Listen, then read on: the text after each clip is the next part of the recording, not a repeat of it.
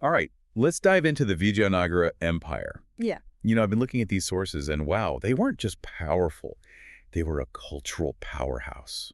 I mean, art, architecture, cultural revival, the whole package. It's really amazing how Vijayanagara went beyond just military strength. Yeah. They used art and architecture, to really show off their wealth and devotion. It was like a whole language of power. So before we go too far, can you give us a little context? Sure. What was Vijayanagara about, and why should we care so much about their art? Okay, so picture South India, 14th century. The Delhi Sultanate was expanding, and in the middle of all that, two brothers, Harihara and Bukka, founded Vijayanagara in 1336. Smart move. Yeah, right. They picked this strategic spot near the Tungabhadra River. Good for defense. Exactly, and resources. Yeah. And it thrived, became a major force, holding its ground against the Sultanate for centuries. And of course, what's an empire without some impressive building projects? Right. The temples seem to be the showstoppers here. What made them so unique? Well, they were definitely bigger, more complex, a real display of power. Oh yeah, I can imagine. Imagine walking into the Virupaksha Temple at Hampi. Okay. Yeah. Those towering gopurams, those elaborate gateways, they just dwarf you. You'd feel pretty small, I bet. And it wasn't just about awe, it was a whole experience. As you walk through, you see the carvings, the sculptures, and they're telling stories. Reinforcing the king's power, right? Exactly. Connecting him to the divine, legitimizing his rule. It's like a visual narrative etched in stone. A powerful statement for sure. But were these buildings just about power? Or was there more to it? You've hit the nail on the head. There was a deeper meaning for sure. The Vijayanagara rulers, they really understood symbolism. Interesting. Like the Virupaksha Temple, it wasn't just a place of worship, it was a microcosm of the empire.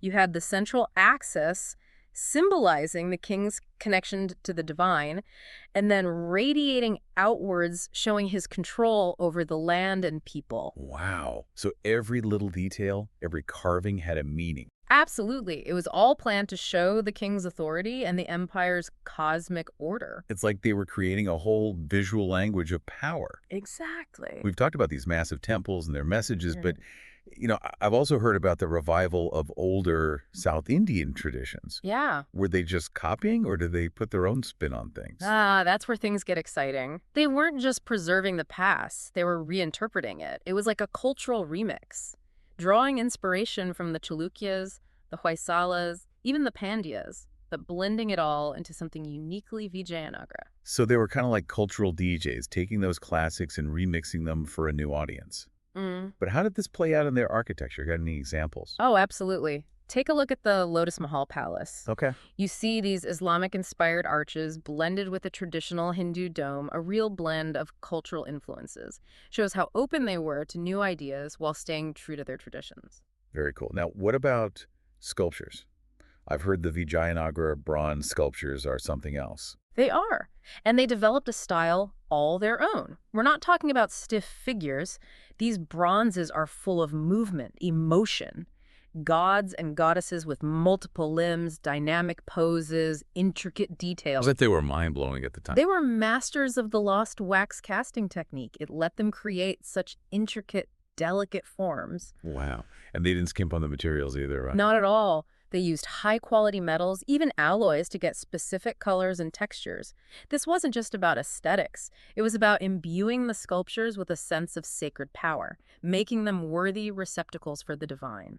So they used these techniques and materials to elevate their art beyond just objects. They became embodiments of faith, expressions of artistic excellence, and symbols of the empire's power. Exactly. But it wasn't just temples and palaces, right? No, not at all. Did this artistic revival reach other parts of Vijayanagara society? Absolutely. The Vijayanagara rulers, they got it. A flourishing cultural scene made their rule stronger, so they supported poets, musicians, dancers, scholars. They created centers of learning, bringing in the best minds. Wow.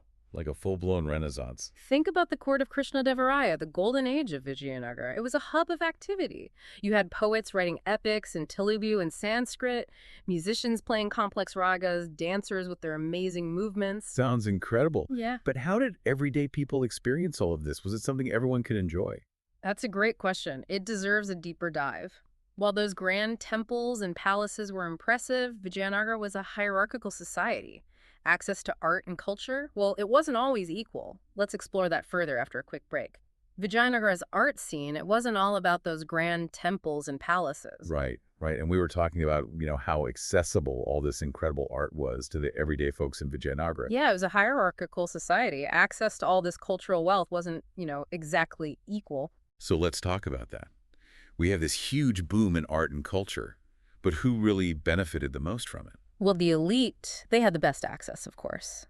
They commissioned these lavish palaces, temples, filled them with sculptures, paintings, hosted these grand performances. But it wasn't just about personal enjoyment. It was about status, about power. Showing off a bit, like, look at all this amazing art we have. We're in charge. Huh. But what about the people who actually created this art? The artisans, the craftsmen. Did they benefit? That's a good question. It's complicated. I mean, the artistic boom did create opportunity. Right. There was a need for sculptors, painters, architects, musicians, dancers, and this meant jobs and, a certain level of respect for their craft. So it wasn't just a job, it was a respected profession. But did that respect, did it mean they could move up in society? Well, some definitely achieved wealth and recognition for their skills, but social mobility, it was limited by the caste system. Right, of course. Your birth really dictated your path. So even the most talented sculptor couldn't just, walk into the royal court and get a promotion, huh? Not quite. There may have been exceptions, but usually the rigid social structure kept everyone in their place. That makes sense. Yeah. Okay, so the elite get to enjoy the best art. The artisans, they have opportunity and some respect, Yeah. but they're stuck in the system. What about everyone else? The farmers, merchants, laborers, did they even get to see this art? Well, the grand temples with all those carvings and towering gopurams, they were open to the public. Of course, yeah. People from all walks of life could come to worship, to make pilgrimages. But access to palaces and private collections, that was for the elite. So imagine a farmer. He's going to the Virupaksha Temple. Right. He sees those massive gopurams, the incredible sculptures, and he feels awe. Right. He feels connected to something bigger. It's a powerful way to experience art, even if you're not one of the elite. Absolutely. And it wasn't just about visual art.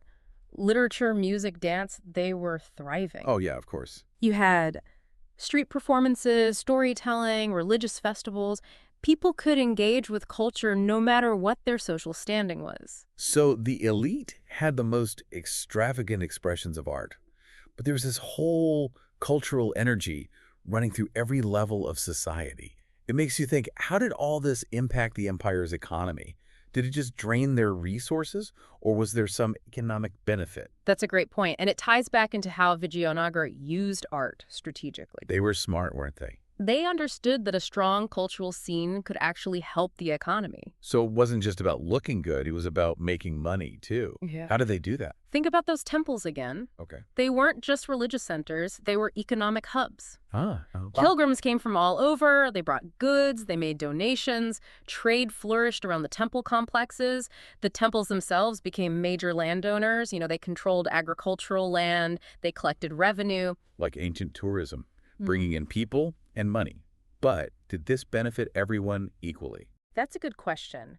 The overall economy probably benefited, but the wealth wasn't necessarily spread fairly. Right. We talked about how the caste system limited social mobility, and I imagine that had economic consequences as well. Exactly.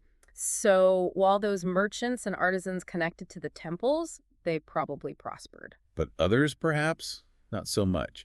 Even in times of great cultural flourishing, it's important to remember that inequalities exist. Yes, and those inequalities can affect the historical record, too. We see the grandeur, the palaces, the temples, but the voices of those marginalized, they're often harder to find. It's important to look beyond the surface. It is. And remember the complexities of a society like Vijayanagara. Let's shift gears a bit. Sure. We've talked about the internal impact of their art scene, but did their influence spread beyond their own borders? Did their style leave a mark on the rest of India? Mm-hmm. So Vijayanagara's art, did it just disappear when the empire fell, or did it, stick around? Did it have a lasting impact? Oh, it definitely had a lasting impact, especially in South India. Their architectural style, it became like a model for later temples.